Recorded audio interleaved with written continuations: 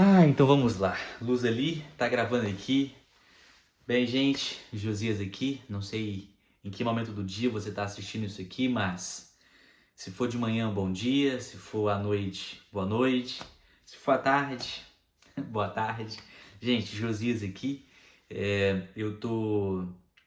Me propus a gravar vídeos para a internet. Estou num ambiente bem simples ainda e pretendo ir melhorando aos poucos, assim que a condição financeira for melhorando.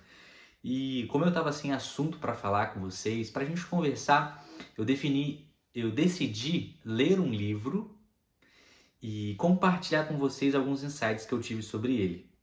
O livro que eu decidi ler foi Comece pelo Porquê, um livro que promete você encontrar essas respostas mais profundas, principalmente relacionadas a propósito, a de fato por que você está fazendo aquilo. E esse é o vídeo 2, acho. Eu já fiz um vídeo sobre o capítulo 1. Se você não assistiu ainda e quiser, claro, você fica à vontade para voltar ou clicar no perfil e assistir.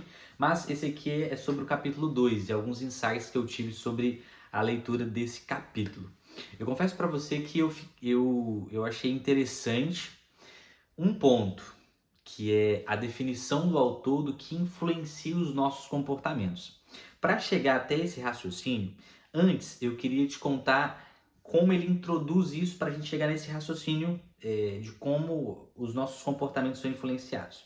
Ele começa falando que os empresários têm, se você perguntasse para eles o porquê os clientes deles compram deles ou porquê as pessoas são seus clientes, eles têm ou teriam dificuldade para responder essa pergunta. Normalmente ele diria, eu faço para você esse exercício, né?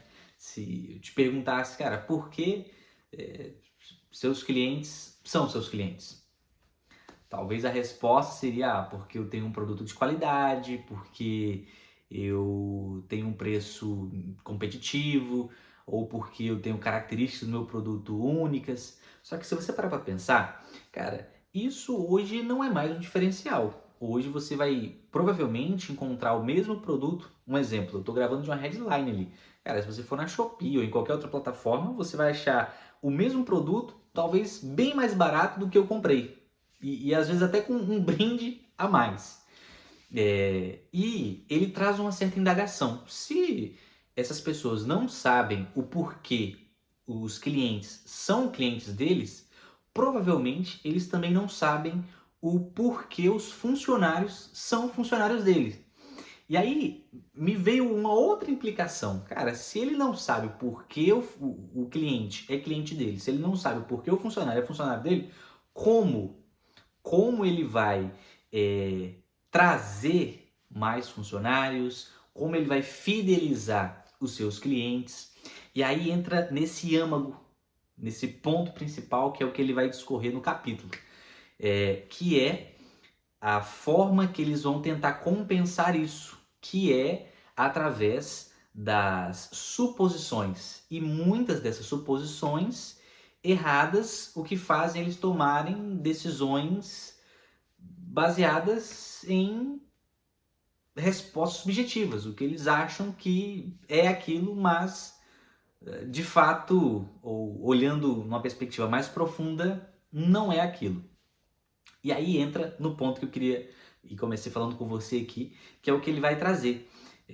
Os nossos comportamentos, eles são influenciados ou por manipulações ou por inspirações.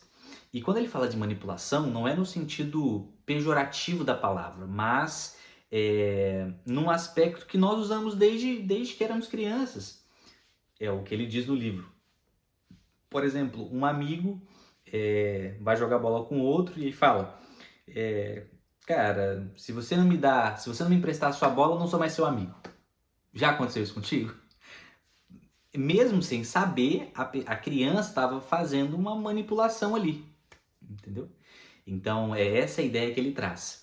E no mundo dos negócios, você vai ter manipulações de várias formas. E ele vai citar algumas, como preço. Ele diz também sobre o medo, que é a mais poderosa, que ele traz no livro, né? E várias outras.